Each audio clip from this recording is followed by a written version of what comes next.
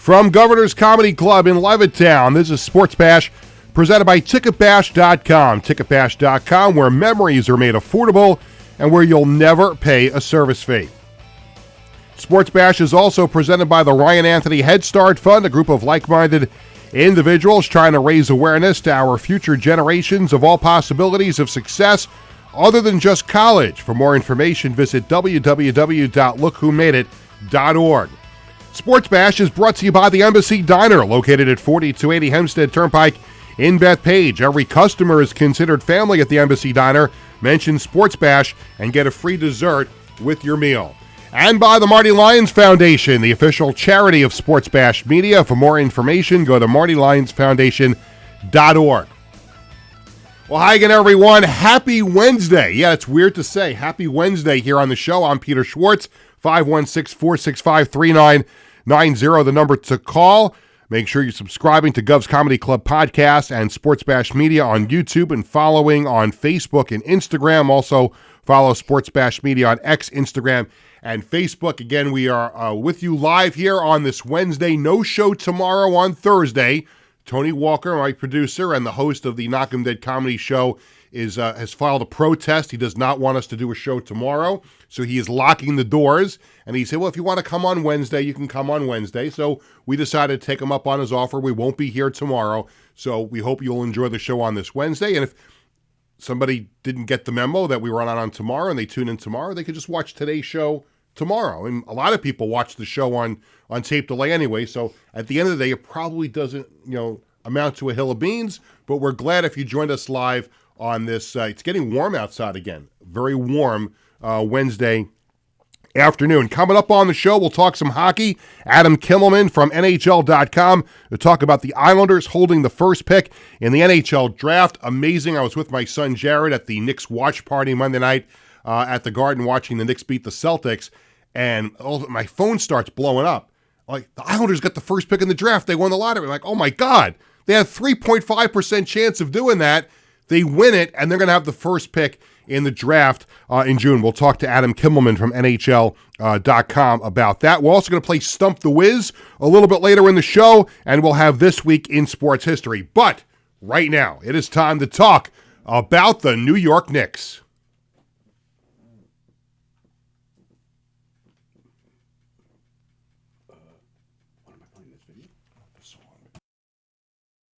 Oh, all right. It's okay. We could just sing it ourselves then.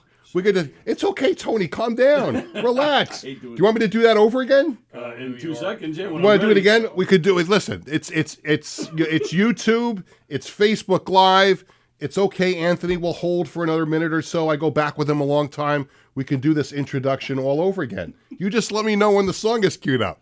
You see, there's now just a little inside broadcasting, and Anthony will be able to share you with this too about horror stories of dealing with certain hosts.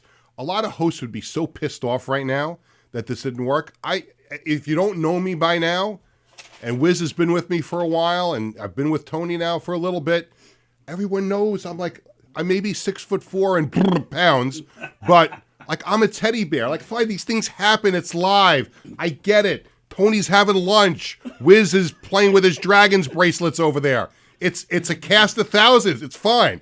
Are we ready to go now? We're ready to go. All right. Yes. So, coming up on the show, we're going to be joined by... I was not ready for that yet. I'm going to tee it up. Relax. Well, there's talking before the song starts. That's I'm trying to... No, well... Yeah, now it's on. Okay. No, just go back to the beginning. Right. Yes. Right? Got it. All right, here we go. I'll be joined by Adam Kimmelman from NHL.com to talk about the Islanders holding the first pick in the NHL draft. We'll also play Stump the Wiz, and we'll have This Week in Sports History. But first, it is now time to talk about the New York Knicks. We are the New York Knicks. We are the New York Knicks. We are the New York Knicks. We are the New York Knicks. Say go New York, go New York, go.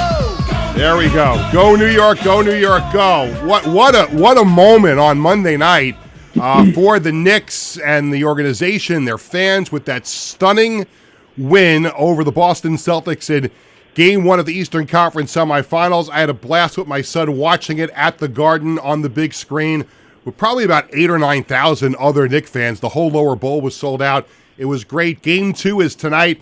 And you know, when I want to talk about the Knicks, there's only one guy I want to talk about. We worked together many, many years ago at ESPN Radio, and we have maintained a great friendship. And he is, I'm going to tell you right now, and he's going to say I'm crazy, he has replaced Spike Lee as the biggest Knicks fan on the planet. There's no question about it, and I'll explain that in a second.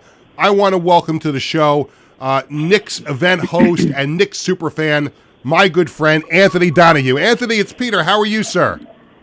Peter, what's going on, my man? Thank you so much for the nice intro. That was extremely, extremely kind of you. Well, we had to do it twice, but it was okay. We got the music. We got the most important element there, the Go New York, Go New York, Go.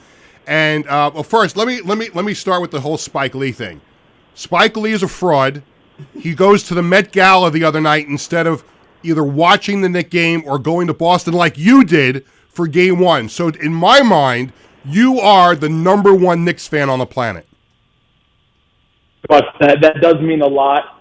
Yeah, I've never been invited to the Met Gala, so I don't know what that means if you were invited and you skipped it. But I don't think Spike's a fraud. I'm sure, you know, I said, if I ever get invited to the Met Gala and there's a Knicks playoff game, we know where I'm going to be. That's an easy answer. Right, absolutely. Maybe, you know, but I was shocked. You know, I was actually kind of disappointed. I'm out in Boston. I'm by the court before the game, and I actually was looking around. I'm like, you know, where is Spike? And then I got a text from a friend. They're like, hey, Spike's at the Met Gala. I'm like, Spike's at the Met Gala? It's not like we're playing the Celtics. Yeah. I'm like, Spike's got to be. I was shocked he wasn't there. Absolutely shocked. And the only thing for me personally, it would be like the Jets in the AFC Championship game or a playoff game, or the Islanders, like, you know, playing for a conference championship or playing the Stanley Cup. I'm telling you right now, anybody, I'm invited to some big gala party. I'm not going. I'm not. Yeah, I'm not missing out on my team having a chance to move on in a playoff round. So you obviously, again, I know we're saying it in jest a little bit, but in my mind, you have surpassed Spike Lee as being the number one Knicks fan. Well, you're not the first to say that. In fact, many people have said that, so it definitely means a lot. It's, you know, all heart for me. It's basically been my life since fourth grade is when I became obsessed, which was the 92-93 season. And being there Monday night was one of the top 3 to 4 games I've ever been at in my life, and especially getting to be in Boston for it was, I can't even explain how it felt. It was just the way the game went. It was just absolutely incredible. I have to ask you, Anthony, because, you know, when fans from New York go on the road to other rival markets, like whether it's Boston or Philadelphia or whatever it might be, there's always that potential for the visiting fan to get, I don't know, verbally abused by the home fans. Did you have any issues at all in Boston on Monday night? No, I didn't. I was sitting by the Knicks, close to the Knicks bench, so, like, you know, about 15 rows to the Knicks bench in the corner. But my section was filled with Celtic fans, but they were like regular people. So, right. Like, you know, they weren't, you know, there was no abusing going on. Also, when you're sitting close to the court, you're probably not going to get people that are 10 beers deep, for example. But, you know, like, there was even some fun banter here and there. I remember, like, before the final play of regulation, a Celtic fan turned to me. He's like, let me guess, ISO Jalen coming up? And I said, this is probably a fair guess. Obviously, both shocked to miss that layup. Yeah. But no, but after the game, there was a lot of shenanigans going on. I would say, I guess I am older now, so with way younger fans. And like I said, most likely extremely drunk. And all I had before the game was a little meal and a shot of espresso. So I'm not drinking 10 beers at the game. But and just for the record, Peter, I actually hate to see that stuff on both sides. Me too. You should never. Like, the friendly banter is fine, but there should never actually be fist fighting over your team. I love the Knicks more than life itself. I'm not fight for my fist. Are you kidding me? What are we doing? Well, that's for all teams around the country when you see fans doing that. But again, that usually most likely alcohol related. But it was, and there was a lot of Knicks fans there, but not like Philadelphia last year. Oh, yeah. I would say it was maybe, you guys took over Wells Fargo Center last year. No, that was something I've never seen before. But there was a good amount of Knicks fans on Monday. And tonight I'll be outside the Garden watching the game at the viewing party, which should be a lot of fun. And, you know, thinking about tonight's game, obviously I want to win. I want to win every game. But even if rare I ever say this, even if we lose tonight, I'm waking up tomorrow. I think we lost. We lost reception with Anthony. Anthony, you still there? I think we lost Anthony. It sounded like the cell phone a little bit. All right, so we'll hold it. Hopefully he'll come back. Let's give him one more shot. Anthony, you still there? Why don't we? Anthony, you back? I hear you. I never left. Oh no, we for a while we lost you there for a second. We couldn't hear you. So I think we lost you. What you said you're going to be at the viewing party tonight. Oh yeah, I didn't say much. I said I'll be at the viewing party tonight, and I said it's rare I ever say this. Even if the Knicks lose tonight, I'm waking up tomorrow with a big smile on my face, knowing that we're going to be at the very least tied at 1, back at the Garden for Game 3. I mean, that is going to be incredible. But hey, maybe we do pull off the impossible and be back at the Garden up 2-0. Yeah, I see. I don't ever, with all, I mean, you can go, yes, I get it. So the at worst, the Garden is rocking on Saturday for Game 3 at 1-1. But I think when you steal Game 1, I think you have to try and put your foot down on the throats of the Celtics tonight because, I mean, you saw what happened with the Pacers and the Cavaliers. The Pacers went in there and stole both games, and now they're in the driver's seat. So if I'm the Knicks, I'm not saying they would ever throw the game away, but I think you got to pull out all the stops to try and win another one here tonight. Well, I 100% agree. And if we win tonight, I can't even imagine, what I'd feel after the game, what I'd feel on Saturday. But you know how it is, Peter. When you don't have ice home field advantage, the goal is always to get one. But I definitely agree too. Put the pedal to the metal, and God, if you could get both in Boston, that would be. I can honestly say I can't even imagine that. But here we are. We got a chance. Absolutely. Are they doing the party inside the Garden too, like they did on Monday, or is it just outside? No, tonight is just outside. So there must be an event in the Garden tonight. That's why they're not doing it, right? Yeah, maybe there's a Billy Joel concert or something. Well, not there anymore.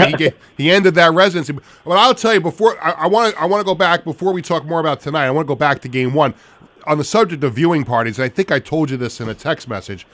I had such a great time with my son on Monday night. We were there, and the whole lower bowl was sold out. I guess there must be like 8,000 or 9,000 seats in the lower bowl there at the Garden.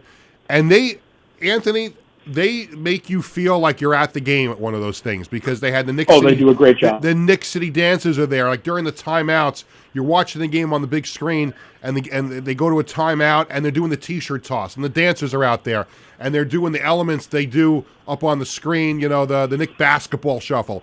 I got to tell you something. If they do that again during the course of the playoffs, I would go do that again in 2 seconds. They do an amazing job with that.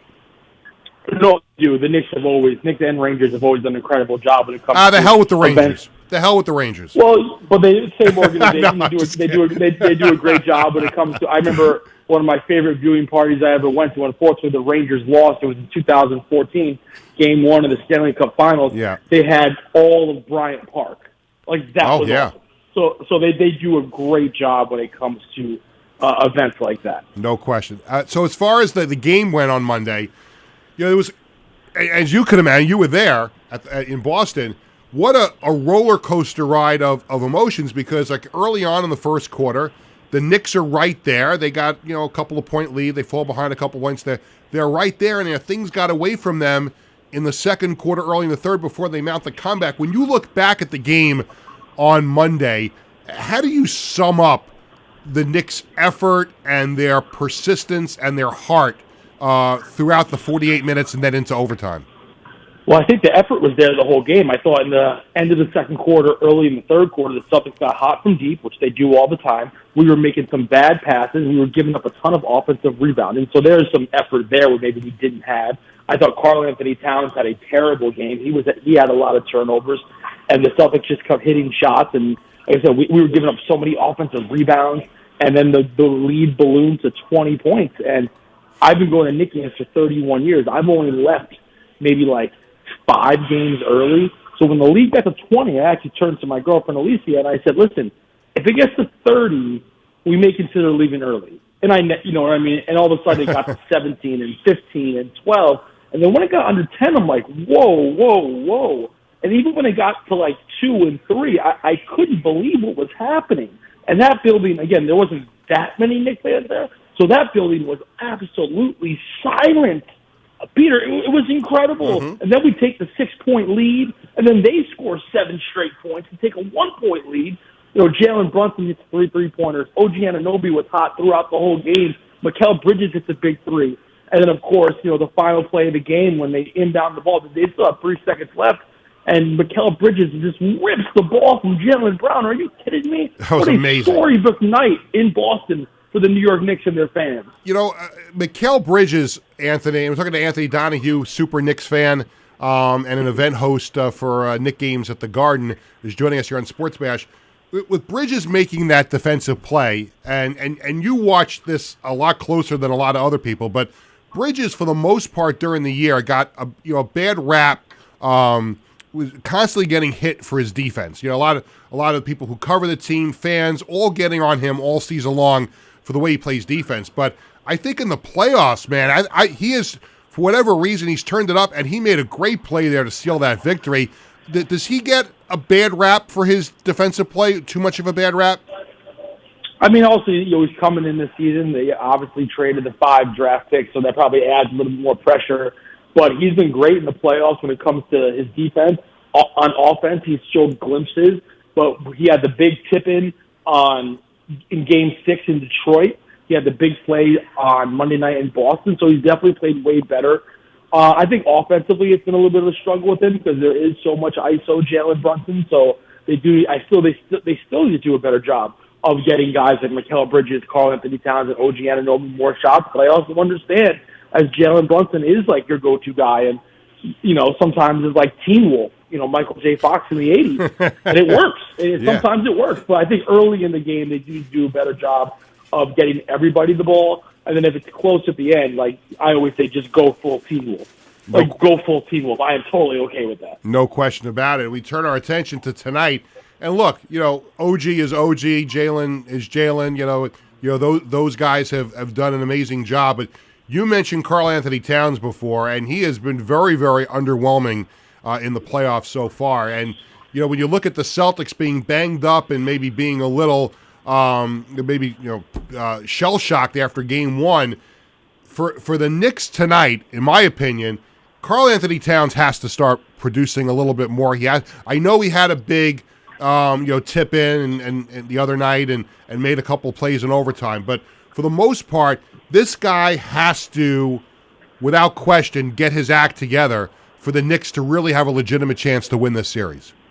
Yeah, the best we've seen from Karl Anthony Towns so far in the playoffs has been the end of Game 4 in Detroit, where he was absolutely incredible, hitting those big threes. He had the classic Patrick Ewing turnaround fadeaway. I mean, are you kidding me? But he's got to be better. He's got to be more aggressive. I mean, there's times when they have Drew Holiday on him. And don't get me wrong, Drew Holiday is a great defender, but Drew Holiday is 6'4". Karl Anthony Towns is like 7'10".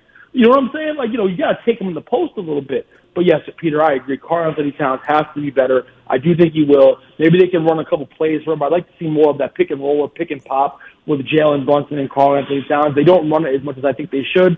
But also, I'm not the coach. I love Tom Thibodeau, so I'm not going to be like, I heard Anthony, you might be on the short list if Tibbs gets fired. I don't know, man. I don't think Tibbs is going anywhere. I really don't. Yeah. Unless like they would, lose the next 4 games by 80 points. I don't think Tibbs is going anywhere. One last thing, Anthony, before I let you go, and obviously we're all going to be rooting. I hope all of us, everybody in the room here, and most Knicks fans obviously will be in front of their TVs tonight for Game 2, as we hope the Knicks can go up 2-0. But before I let you go, I understand there is a new Knicks fan coming very soon, right? Yes, that is correct. A new Knicks fan will be born around opening night. So I have not missed a Knicks opening night at the Garden since November 2nd, 1999, versus Bobby Sora and the Cleveland Cavaliers. That was the last opening night I was not at, and Alicia's due date is around opening night.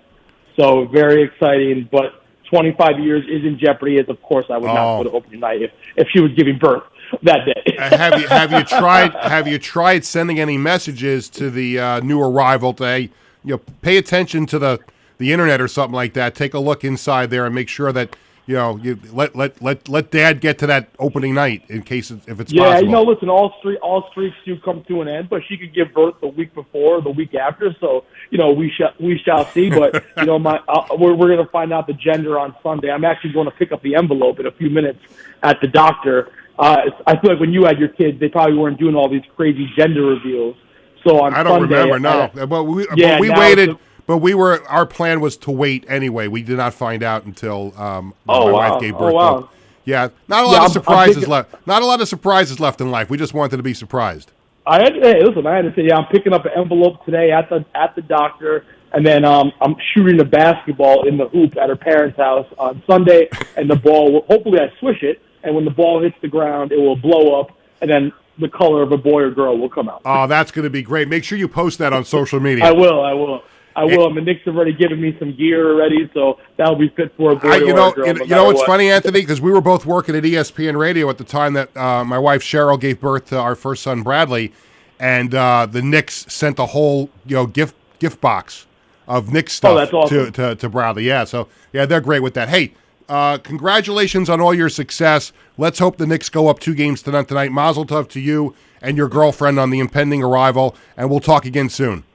Thank you very much, Peter. Go Knicks, and have a great day. You got it. Anthony Donahue from just the biggest Knicks super fan that I know on this planet, does a great job hosting events at Madison Square Garden. I'm going to, like I did the other day, because, sometimes these things happen where you run a little bit late with a segment. We're going to blow through the first commercial break. But before I do that, let me tell you this segment of Sports Bash is presented by the Ryan Anthony Head Start Fund, the group of like-minded individuals trying to raise awareness to our future generations of all possibilities of success other than just college. For more information, visit www.lookwhomadeit.org. Well, on Monday night, while the Knicks were beating the Celtics, the NHL held their draft lottery. The Islanders went into the draft lottery with a 3.5% chance of winning the lottery and getting the first overall pick. Well, luck was on the Islanders' side, as we're about to take a look at. 5 seconds away from the moment of truth. And here it comes. Draw. The fourth ball is number 13. Holy shnikes. Let's make it official, Bill Daly.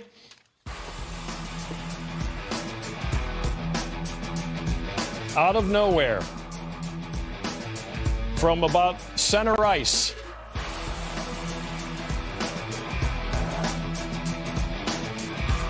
The winner of the 2025 NHL Draft Lottery and the first overall selection in the 2025 Upper Deck NHL Draft belongs to the New York Islanders. How about that? If we only had a chance to win the actual lottery with a 3.5% chance, and you win the whole ball of wax in the first pick in the draft, unbelievable. 5th time in Islanders history, they will have the first pick in the NHL draft. And on Zoom with us right now to talk about the Islanders getting the first pick, we'll talk about some other hockey things as well from NHL.com, Adam Kimmelman. Adam, it's Peter. How are you?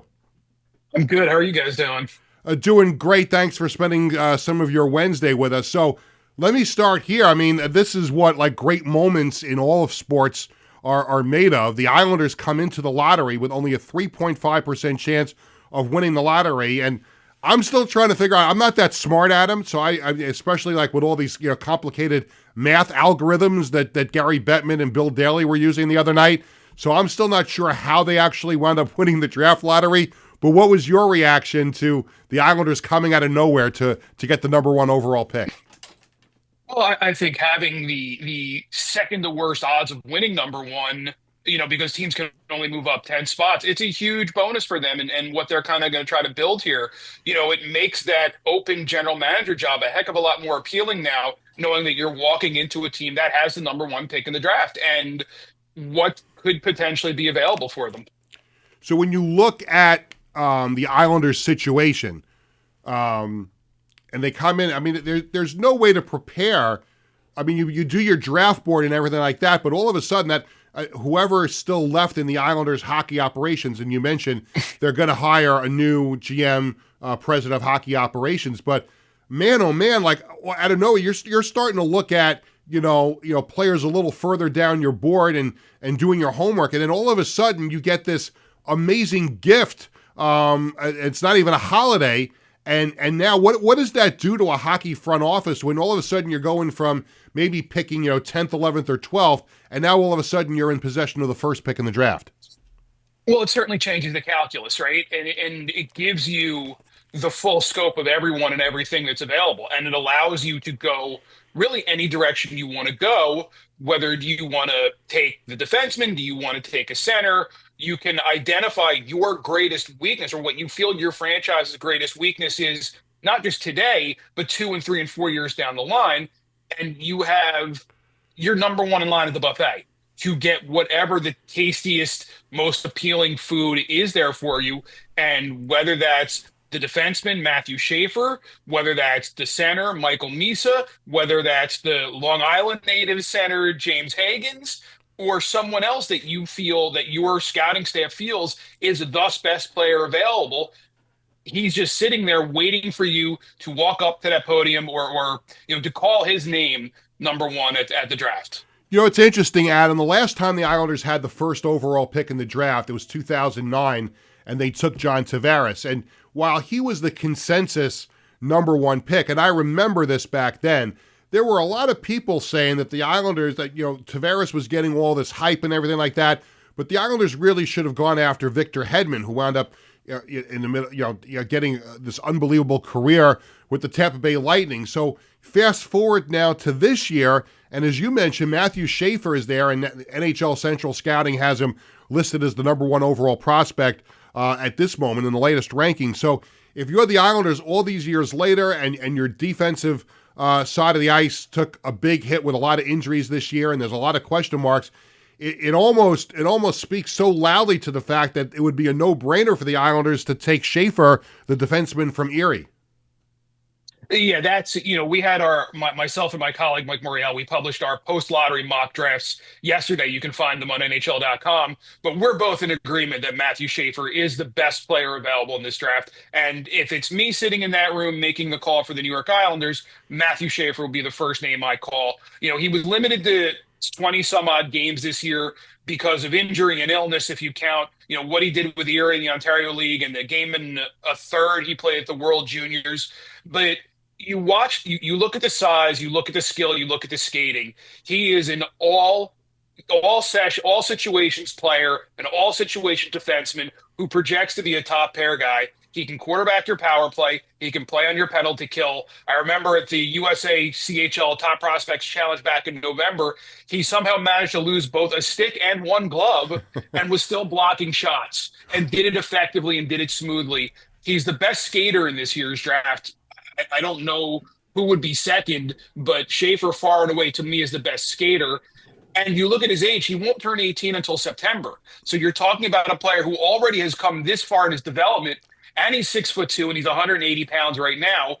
He's going to continue to get bigger. He's going to continue to get stronger because he's got so much more of a runway for development compared to players in this year's draft class. To me, I know there's going to be some local pull for James Higgins. Mm-hmm. I believe he's from Hauppauge. Hauppauge, yep. But at a certain point, you got to decide what's best for your team, not, what's maybe the most popular decision among the section of your fan base. To me, it's Matthew Schaefer, no question. Is Schaefer NHL ready right now? The Islanders take him first overall in June. Is he on the ice opening night in October?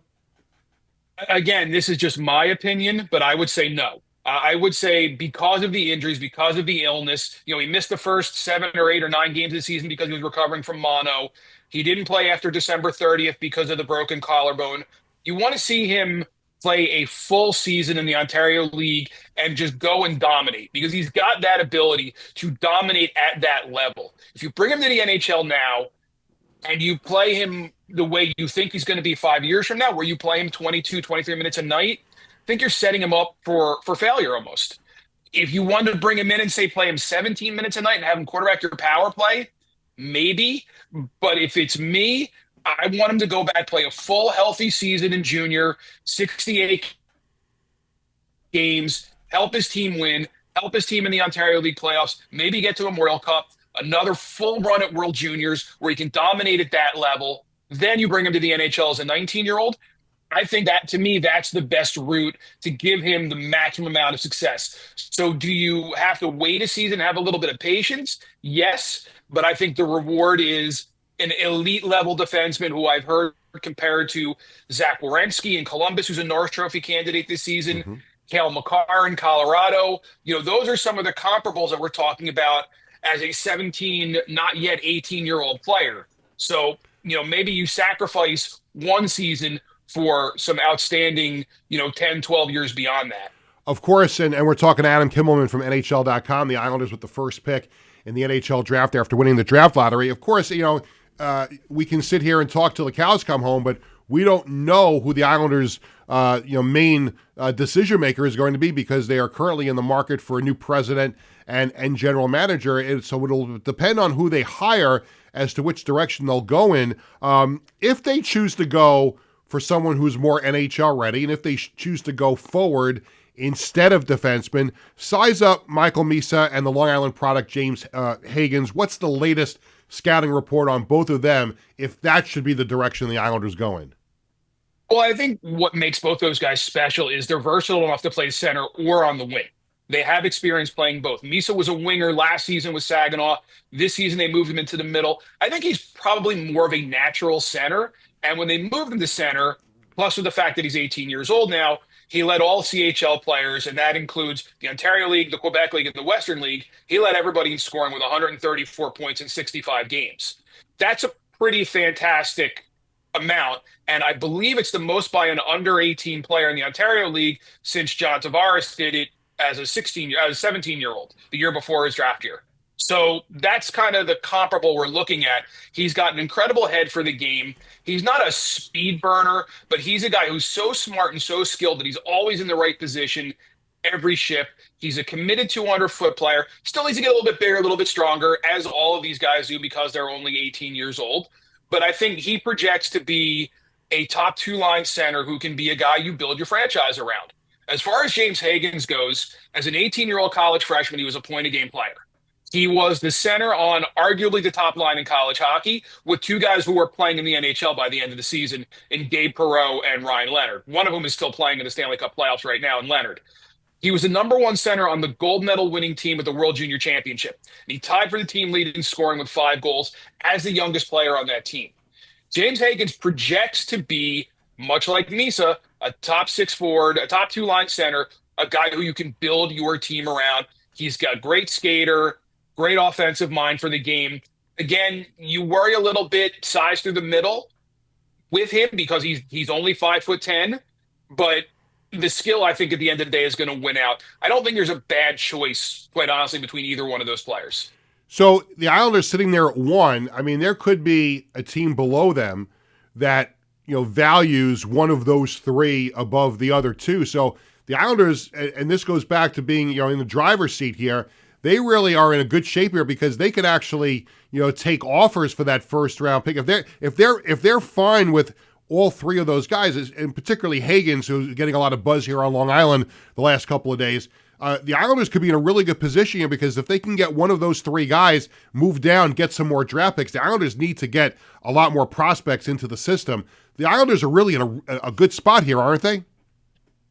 They are, but I think at the same time, what are we talking as far as an offer, and how far are you willing to move down to get the guy that you want when you have the opportunity to get the best guy available, right? Like, it's risk reward there. Yeah, maybe you see Schaefer, Misa, Hagens, and then there's probably a few other guys you could put into that group that you would consider, but how much is the drop off from where you see Schaefer is, if he's assuming he's number 1 on your board, to where that group of forwards is? That includes Misa, that includes James Hagens, that includes probably Anton Frundell, the Swedish player, that includes Caleb Denwye from the Quebec League, that includes Porter Martone, the big power forward from Brampton.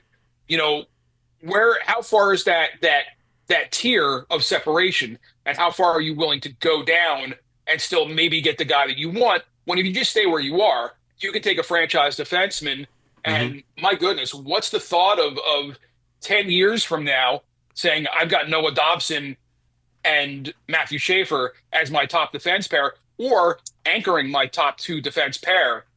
That's a pretty outstanding foundation to build the rest of your team around. So, I mean, yes, obviously, whoever is going to be the ultimate decision maker for the Islanders, you take the phone call and you listen.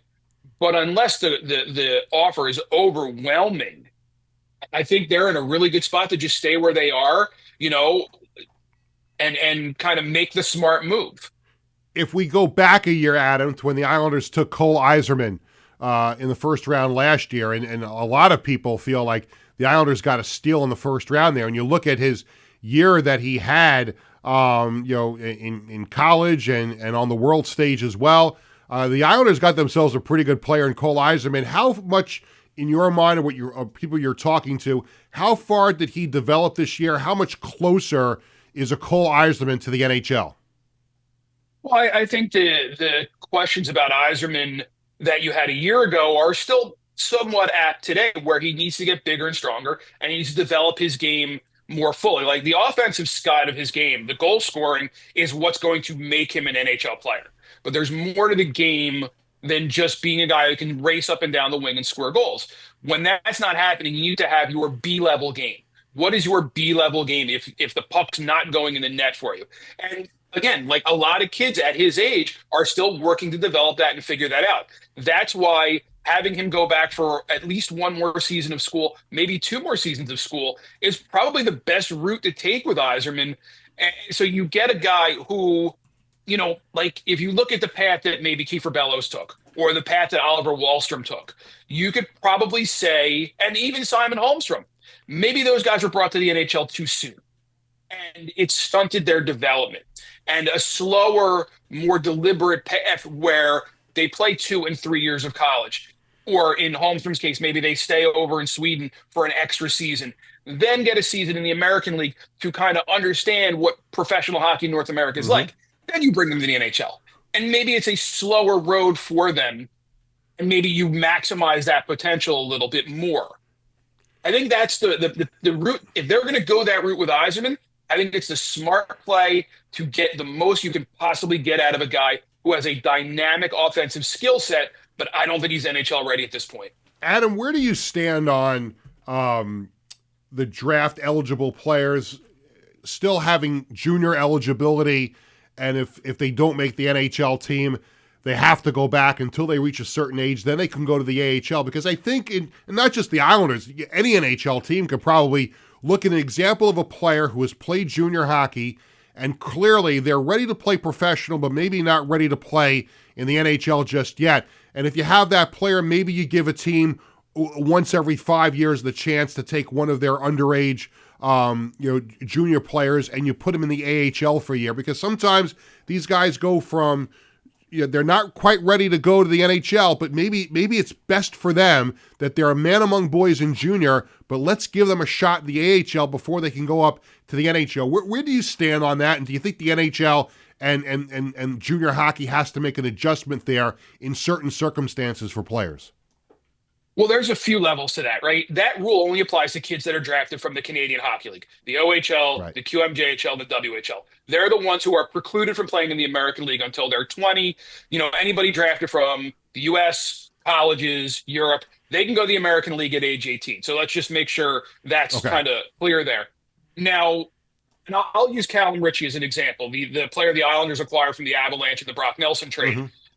Callum Ritchie started this season in the NHL, the Colorado Avalanche. They had to make a decision. Do we want to keep him, burn a year of his contract, or we want to send him back to we determine he's not ready.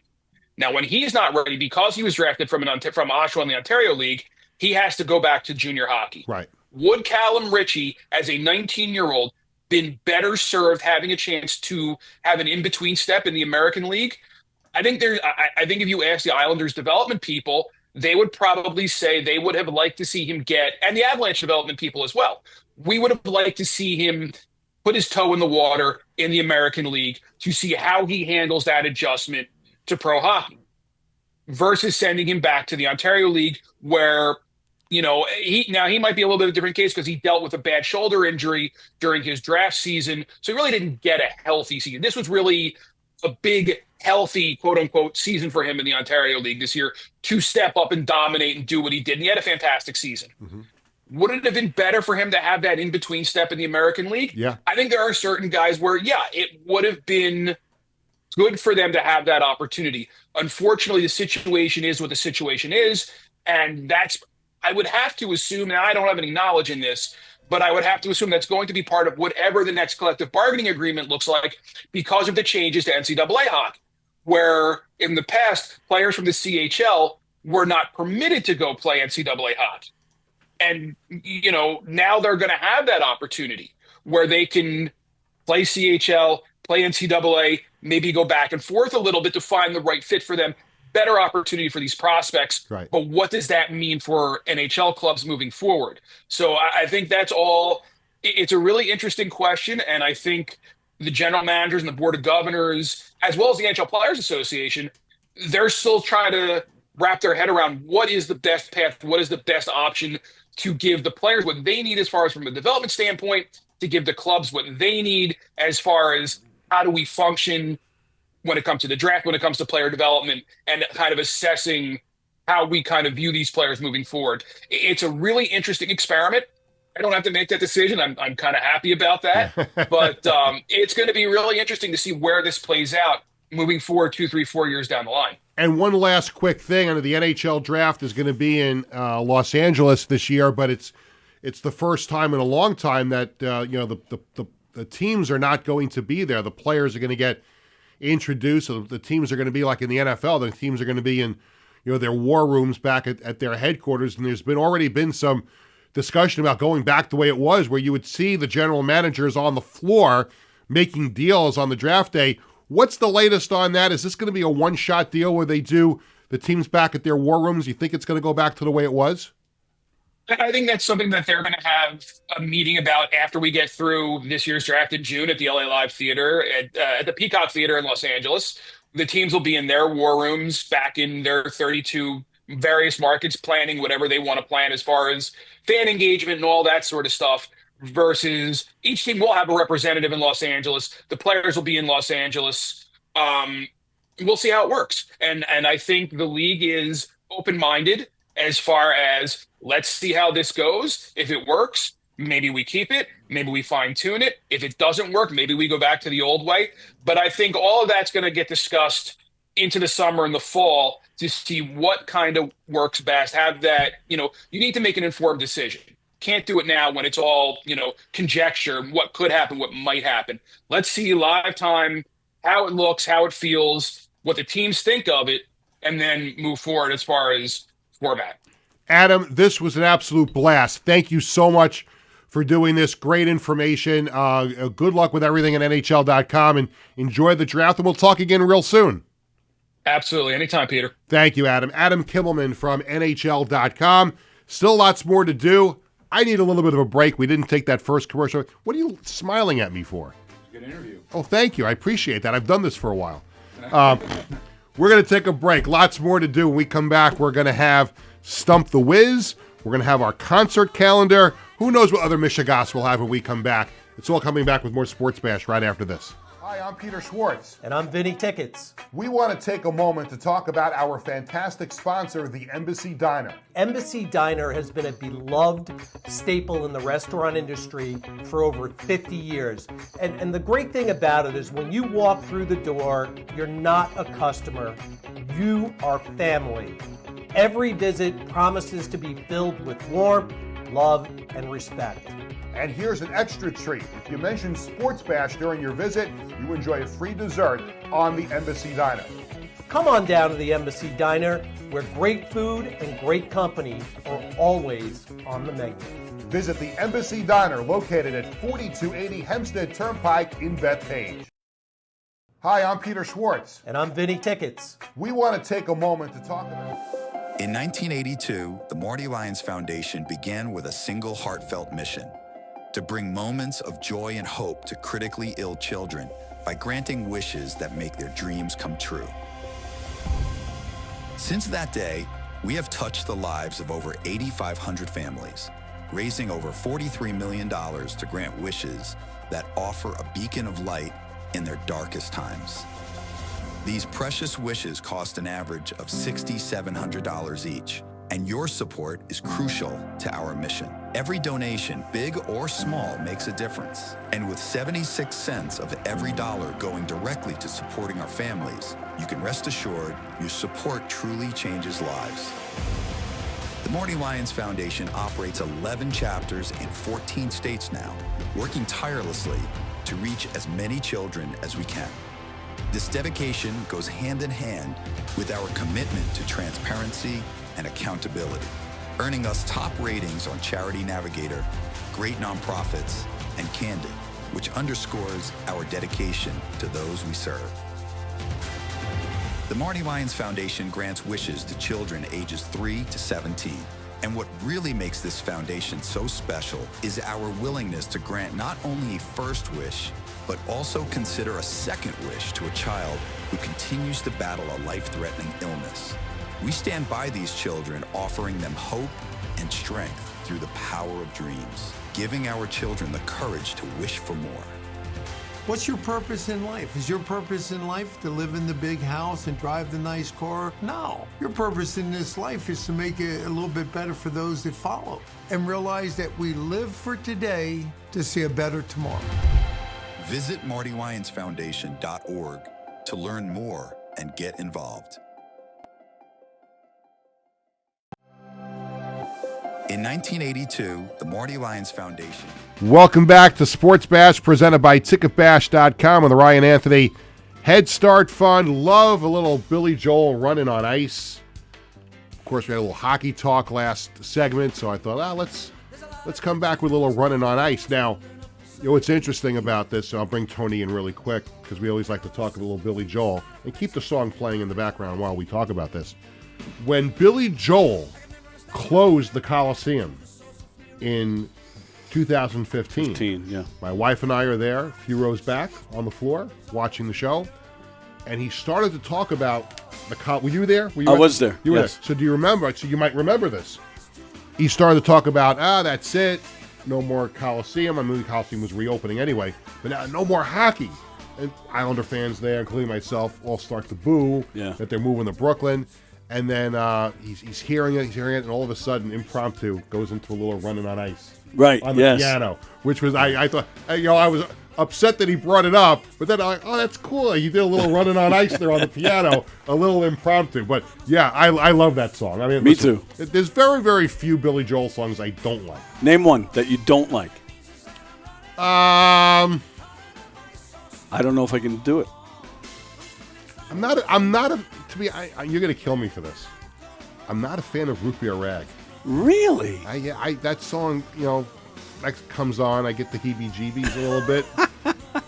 I will say I respect the song, but it's very, very uncomfortable listening to Goodnight Saigon, even though I understand because what it's about. Yeah, because what it's about. It's sad. It's it's like one of those things where I get it. Yeah, I understand why. And first, and also, it's on my favorite Billy Joel album, Nylon Curtain. Right.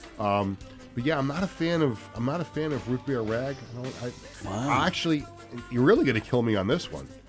I'm not a big fan of Captain Jack. All right. Yeah, I might have to kill you after all. Yes. Yeah. Captain Jack is actually a friend of mine. He just passed away almost 2 years ago. But yeah, he was a friend of mine, and does he write about? That's the person he writes about in the song. Yeah. Okay. He was kind of nutty, but he was a good guy. Yeah. That's just look. And again, you're not going to find two bigger Billy Joel fans. True. Than me. Hey, listen, we agree to disagree on those kind of things. No, I might have to kill you. No, you're going to have to kill. Oh, you ain't giving me some information before. I don't know if I have the correct information, but yeah. So you would tell us. So we've talked about this on the show before. There's going to be a documentary about Billy Joel coming to HBO Max this summer. Now I remember, and I'm trying to get the producer of the show on the program. No response yet, so we'd have to call in some favors on that. See if we can do some recognizance work. But it was supposed to be called "And So It Goes." You're telling me now that the show might have a different name. That's what I read this morning, but you never know what you're reading on the internet. I read an article that said it's going to be called "The Piano Man's Journey," but I hope I'm wrong. Yeah. I think that's a terrible title. Yeah, but I liked "And So It Goes." Yeah, I like that better myself. I would go for that also. Yeah, I would prefer that. If I hopefully that information is wrong. While I'm doing the concert calendar, Wiz, if you don't mind, because there's doorbells ringing, there's commotion going on out there, people are walking left and right. Would you be an absolute mensch and close the door to the studio? Sure, one second. Thank you so much. I left it open to get some air in here I'm because sorry. it's been getting hot. There's an incessant. Someone's maybe there's a food delivery at the front door that I'm not aware of. Yeah, I'm not. All right. Not sure So thank you very much, Wiz. I appreciate that. Let's do the weekly concert and event calendar, and it's brought to you by our good friends at Ticketbash.com, Kendrick Lamar, and SZA. I don't have their CDs at home. On May 8th and 9th at MetLife Stadium, Kendrick Lamar and SZA, May 8th and 9th at MetLife Stadium. Comedian Kevin James is at the Hackensack Meridian Health Theater in New Jersey on the 10th and 11th. And Marilyn Manson. Didn't know Marilyn Manson was still around. Unfortunately. Yeah, he's still around. Marilyn Manson on the 12th at the Wellmont Theater in New Jersey. You can get tickets for all these events and more at Ticketbash.com. They offer no service fees and have the lowest prices around. All right, it is that time. Usually we do this on Thursdays, but no show tomorrow, so we're doing it today on a Wednesday. Welcome, Wiz. Hello. Who has already interjected a couple of times on the program. It is time to play Stump the Wiz. You ready? I'm ready. Yeah, I don't think you're getting this one today. DM your best sports trivia question, the Sports Bash Media social media channels. If we pick your question, you get a prize. And how about this prize? We're giving it away a little far in advance. 2 tickets for the Islanders 2025-26 home opener at UBS Arena this October. We don't even know who they're playing in the home opener, but we're going to give away 2 tickets for that, courtesy of Ticketbash.com. Jay Robertson from East Meadow writes in, sends in this question. The Islanders will have the number 1 overall pick for the 5th time in team history. Who were the 4 players that the Islanders have previously taken first overall? I might be lenient and take 3 out of 4. I have to see how I feel during the course of the 2 minutes. Tony Walker's got 2 minutes on the clock, and away we go.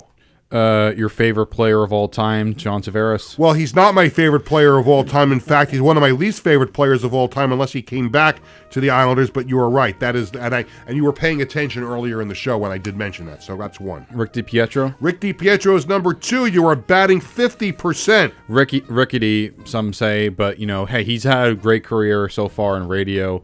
Yeah. Hey, listen. Injuries happen. I would still like to see him part of the Islanders broadcast team, but I digress. Go right ahead. Hey, 2 more listen. to go. Dennis Potvin. Dennis Potvin is number 3. You've got 3 out of 4. Wow. And this is the hardest one. He's not going to get the last one. I agree. It's going to be someone I don't know, right? It's probably somebody you don't know. I actually shocked you got 3 out of 4 so far. I knew DiPietro and I knew Potvin. And you were paying attention earlier in the show when I said John Tavares. No, I just knew it was John Tavares. Okay. You have a minute. A minute to go. So you got a minute to come up with this name. It's not someone I know. Do the Islanders fans know him? Oh, yeah. If you're a diehard Islanders fan, it's the first ever draft pick in team history. Oh, is he the guy that is the radio announcer? No, he's not. I know he's probably not someone that I know of really that much. You probably don't. 1972. 1972 is the right year, but you don't get credit for just the year. You have to give me the name. 40 seconds. 40 seconds to go. I'm not giving you a hint. No need to. Because I want Jay Robertson to go to the opener. Well, you just set it away. No, I didn't give it away. Jay Robertson is the person who sent in the question. I know. You just told me what you want. What's that? You told me what you want. 20 seconds. That's it. I'm in a giddy Islander mood this week. You have to understand that. I get it. I'm not really sure. I feel like it's someone that probably had more time either with the Islanders or had most of his time with another team. 5 seconds. 5 seconds to go. I don't think this is looking good for you, Wiz. He waves the white towel, and we've hit 0. The correct answer, Billy Harris, the first draft pick in Islanders history in 1972. Ironically, was traded away, never got to hoist the Stanley Cup as a New York Islander. That's why he started winning Stanley Cups. That's why you would not have known him. Right. So, but a very good Islander nonetheless, Billy Harris. Thank you very much for playing. And now, I forgot this last week until, remember Tony last week with the octopus arms was going like this, right? This week in sports history. Well, this week in 1994, something historic happened for the NBA that happened for the first time ever. It was when an 8 seed defeated a 1 seed. That was the Denver Nuggets defeated the Seattle Supersonics. Hopefully they come back. And that was in a 5-game series. That was back when the first round was a best of 5 as opposed to a best of 7. The only other time that happened afterwards was when the Knicks beat the Heat. And in terms of the best of 6 era, best of 7 era, it happened only 5 other times when the Warriors. The Knicks not only beat the Heat, they went to the NBA Finals. Yes, that's true. The only other team that could say that is beating the 1 seed as an 8 seed and in the round of 16 and the going was the Heat a couple of years ago, where they lost the Nuggets. But the other ones were the Warriors, who beat the Mavericks. You had the Grizzlies, who beat the Spurs, and you had the Sixers that beat the Bulls. Now, granted, that one was because of Derrick Rose's injury, but they still made it to the second round. All those teams made it to the second round, with the exception of the Knicks in '99 and the Heat in 2023. I'm in a good mood this week because the Knicks beat the Celtics Monday night. The Islanders got the first pick. I'm very happy. So I'm going to give you a little extra airtime on the show. And this is something you brought up before the show started. The Utah Hockey Club, a team that relocated to Utah. They went a year without a real nickname. But we now found out today what their name will be going forward. Why don't you tell everybody what that name will be? Utah Mammoth. I like it. I saw the logo earlier today. And then you showed it to me and Tony, and we're taking a look at that logo on the screen right now. I think they did a good job with this. I mean, the other options, I guess, was Yeti. Well, no, they couldn't use Yeti. They weren't allowed, but that was bandied around. Very early on, they knew that was a big request, but they couldn't do it because of the trademark with the coolers. The other two options were either keeping Hockey Club, which I think would have been the worst addition they could have made. No, that would have been. And the last one would have been Outlaws. They were going to do Wasatch, which is like named after the mountain range, but they got rid of that and replaced it with Outlaws because outside of that area, literally no one knows what the Wasatch is. Are they going to keep the same colors, right? Yes, same color scheme, same black and like light blue. It works for Mammoth. I bet you'll start seeing the Utah Hockey Club jerseys on racks at Marshalls and TJ Maxx very soon. Depends on what you mean by that, because the road jersey is the same. The only difference is the home black jersey, which is replaced instead of Utah. They could probably still have that as an alternate potentially. I mean, there's no guarantee of what they're going to do with that. I personally think Mammoth is the best choice out of those three because think of also just the area itself. Yeah. There's tons of mammoth, skeletons that are there. Have you ever been to Salt Lake City before? I've never left the Eastern Time Zone. I did a Dragons game in Salt Lake in Utah. A very, very nice city. Yeah, very, very a lot. They have a lot of woolly mammoth skeletons. Also, they were looking to try to bring that back. They had like the woolly mouse and like the dire wolf thing they had. How do you bring back a species? Well, it wouldn't be exactly the same because like what two things would have to mate in order to bring the mammoth back? It's a lot of things. Tony, you want to jump in on this? They use like an Indian elephant and also like certain DNA from there. Yeah. There's a lot of factors. They're not really bringing it back necessarily. It's going to be a bit different. Yeah. But hey, listen. AI will be involved in this, I would think, right? Yeah, it's more science, if I'm not mistaken, than actually mating. But I don't think it's entirely true. Yeah, there's some. Yeah, like the dire wolf thing they say, like, it's obviously not the same, but at the same time, I'm fascinated by this. But I'll say this: I think having this name is really, really important from that aspect alone. It's the same reason why I think back in the '90s when Florida went with the Panthers, that's a really important name because it really helps. It leads to the Florida Panthers. We got to save this.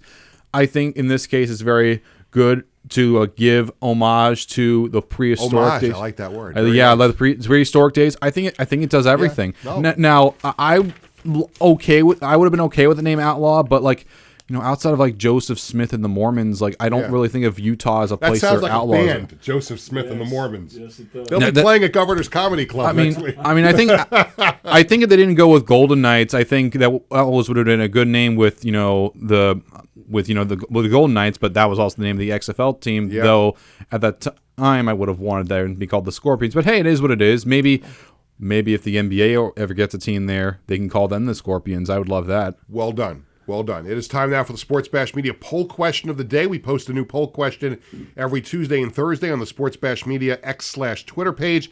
This is for Islander fans. Would you take former captain John Tavares back if the opportunity presented? Now, he's coming up to the end of his contract with Toronto. It's amazing how fast that time flew since he left. And he's been stripped of his captaincy, so he's not the captain anymore. So if he was to become an unrestricted free agent and the Islanders could fit him in the cap, maybe the new GM wants to bring him back, would you take him back? We'll go around the room. Let me start with Tony this time. Tony, would you take the former captain back on the Islanders? I would not. You would not. Reason?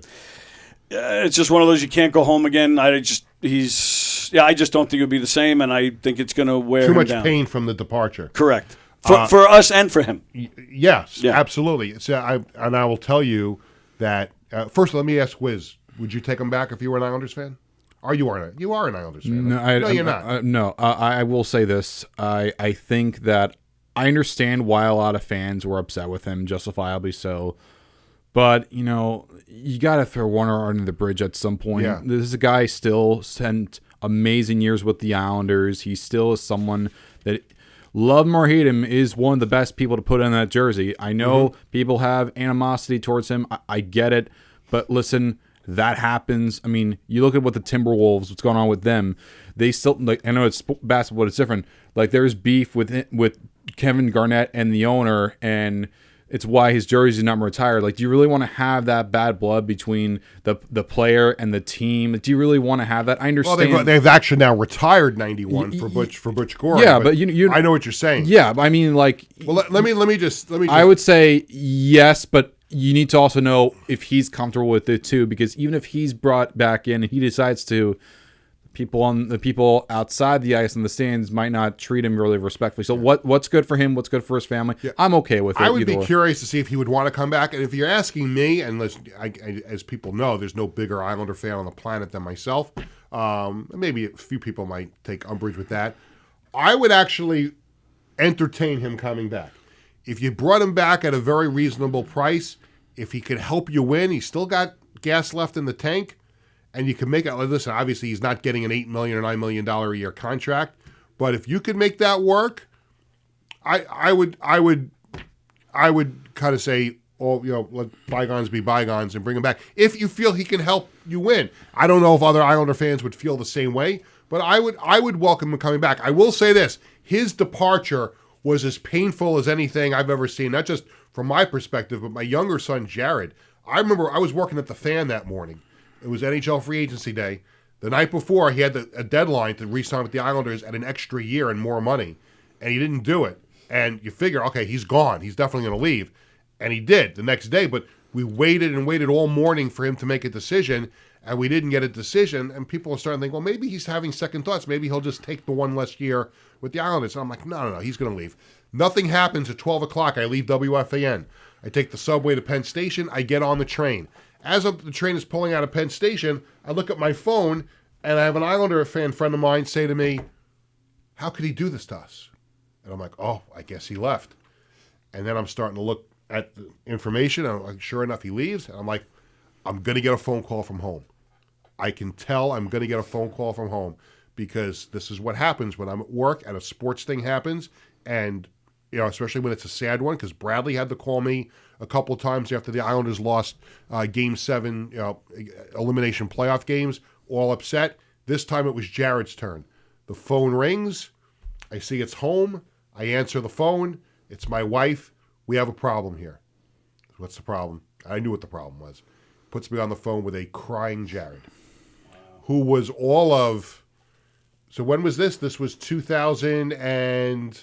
It was the mid 2010. It was the mid 2010s. Right. So we knew that UBS Arena was coming back. Yeah, so it was like 2016, 17, somewhere around there. Jared is all of 5 or 6 years old at the time. I forget what year he wound up leaving the Islanders. And he was not happy. And he went and put all of his Tavares stuff. He had little stuffed animals and put them away. He goes, burn it, get rid of it.